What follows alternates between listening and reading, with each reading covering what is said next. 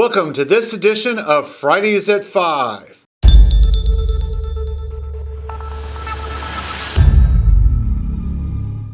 Today, I want to talk to all of you about something that I think is remarkable. Most of the time, when you think of the California Rifle Pistol Association and the National Rifle Association, and then you think of the American Civil Liberties Union, the ACLU, you think this side of the political spectrum versus this side.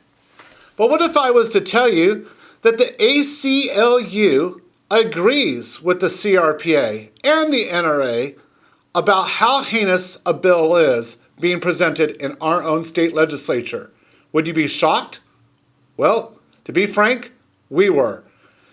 On Assembly Bill 276 from Assemblyman Friedman dealing with the subject of firearm storage, the ACLU found it so offensive that they went after the author, who is right now trying to rewrite this bill.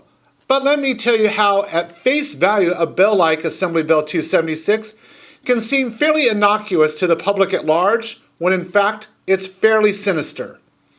See, what this bill says is that, hey, all we need you to make sure is for the public safety that you have your firearm, say for example in this, a shotgun, locked up in a Department of Justice approved safe. Sounds simple. Sounds pretty easy to everybody.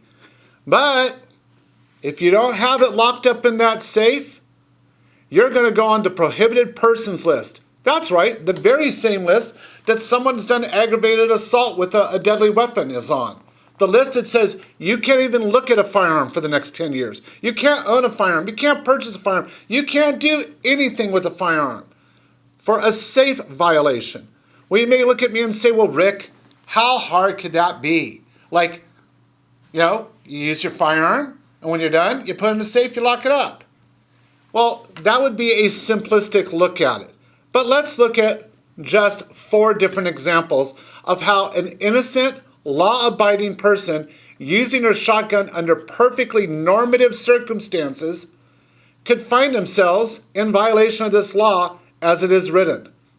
So let's take what happens every year, hunting of waterfowl and upland games.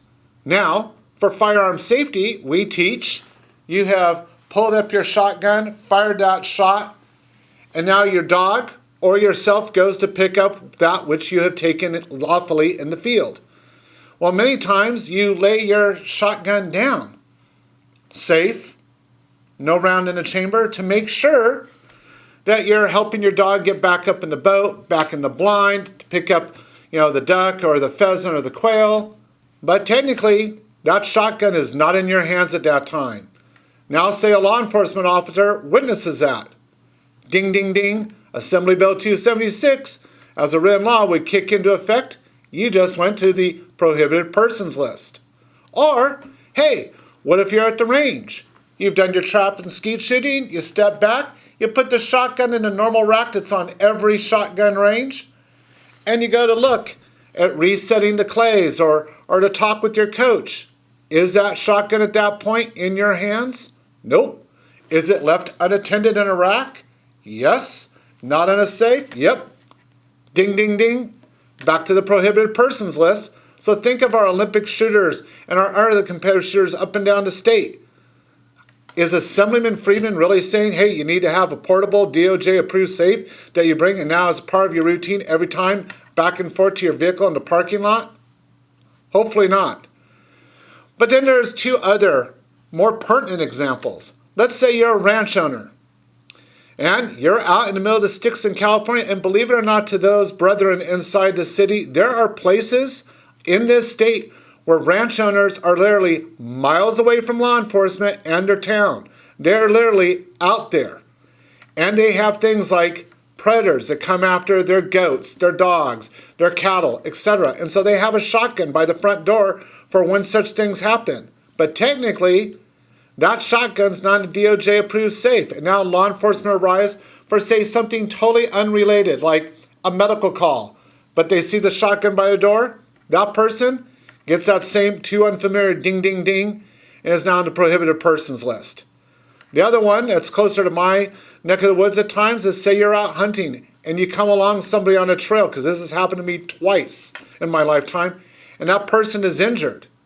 Well, you don't want to be intimidating when someone's sitting down with a broken leg and you're standing over them with a shotgun. That's not the right approach.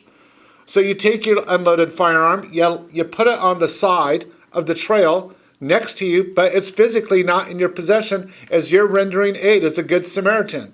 But now you're going to be a good Samaritan on the prohibited persons list, thanks to Freedmen in Assembly Bill 276.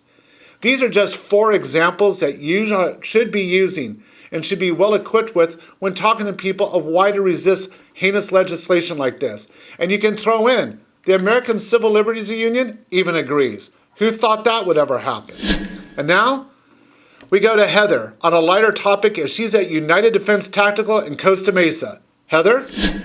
Hey everybody, I am here at United Defense Tactical in Costa Mesa in Orange County with Wes, the president, and Jason, the lead instructor. So thank you guys so much for having us here today. Can you tell us a little bit about your business? Sure. Yeah, United Defense Tactical is a tactical training center that focuses on reality-based training for hand-to-hand combat and firearms instruction. And you just opened, right?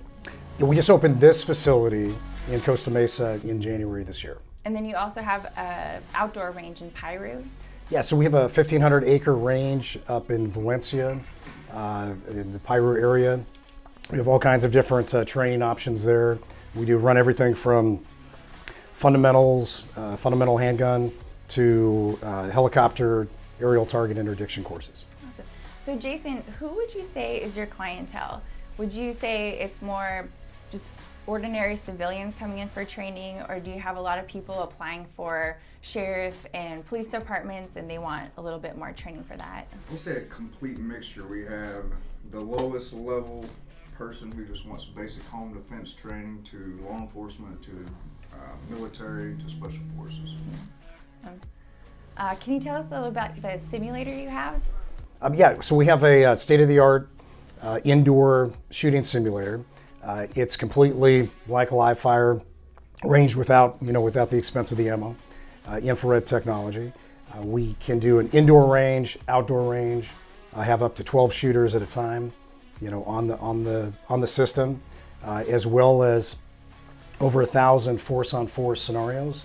So it actually puts you in the scenario. So it helps to develop the ability to react in a high-stress situation, make decisions, and communicate and de-escalate threats when you can. And pretty soon you'll have concealed carry classes, guard card. Can you tell us when you guys might be doing those classes? Yeah, in April we're going to start our concealed carry courses. Right around the corner. Yep, correct. And guard cards, we're actually starting to issue those now, so we're a BSIS licensed training center as well. So, Jason, can you tell us a little bit about the helicopter training? I don't think there's anywhere in California that they do the helicopter training. The That's helicopter pretty awesome. interdiction training is for anyone. Basically, we take students and we get them fine-tuned in safety with their firearms, and then they get the opportunity to go up in a helicopter and see what it feels like to actually shoot from a helicopter at still targets or just mobile targets that's on the ground. All right, CRPA staff day. I think I know what the next one's going to be. Do you guys have any promotions coming up or any events? Well, we do, we like to obviously want to introduce anybody that's interested in this type of training, to our facility. So right now we're allowing people that are interested to schedule an appointment to come down, take a free tour, also to get a free training with one of our instructors. And so you can really get an idea of if this is something that, is a fit for you, and to see what we do and how we teach reality-based training versus, static training. And United Defense Tactical, it's mainly a membership-based program, is that right? Yeah, so we do have a membership program that allows our members to really consistently train and get a lot of training for a small monthly membership fee, where they're able to access the simulator, close quarter combat, hand-to-hand combat, and our live fire programs. And your instructors have a wealth of knowledge. I know it's a lot of ex-military. Can you talk about your instructors real fast? Sure. Yeah, so we have a great instructor team. It's led by Jason Pike. Jason's former SEAL Team 7. Was also an instructor, for the SEALs. My background is in security and executive protection, firearms instructor trained by former SEALs. We also have in our close quarter combat side, we've got Mike Guyman, who's a former UFC fighter, and Daniel Anderson, who actually helped teach one of the hand-to-hand combat training programs to SEAL Team 6 back in the day with Paul Vunak. Wow. Right. Wes, can you touch upon what kind of sets you apart and the differences between the training you have? Sure, no, I'd be happy to.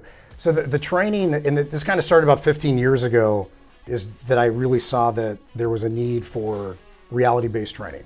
The training that is out there is very static. You're on a static range with a static target, and there's no threat, there's no pressure, there's no movement, and it really doesn't translate to reality in a real situation. So what we do is we do dynamic training.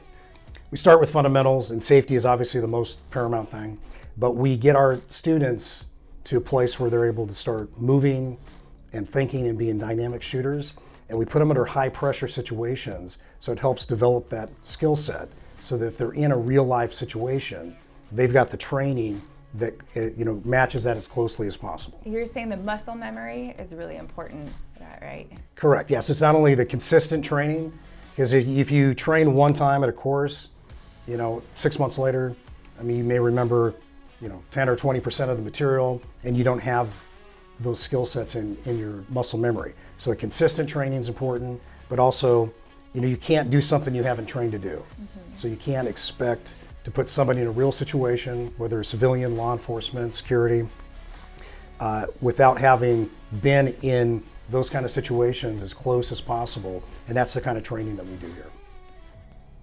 I agree completely. One of the main things that I feel that separates us is the fact that people come to us and ask us, what makes you different?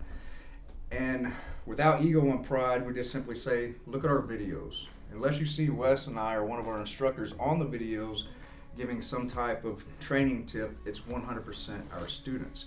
And every one of our students, for the most part, will always reach our level as instructions because of how we train. And that's something you will not see throughout the U.S. You'll always see instructors, teaching, but it's always them on video. It's like me having 15 years of experience and trying to push off my knowledge without any proof behind it. Do you have to have any previous training to come here? Not at all. Yeah, we train brand new shooters that have never picked up a gun, teaching them, we start everybody with fundamentals and build from there, build a good foundation. And it's really a crawl, walk, run, type method to our teaching. Well, thank you guys so much for having us here today. We really appreciate it. Can't wait to check out the training, and we'll definitely be back soon.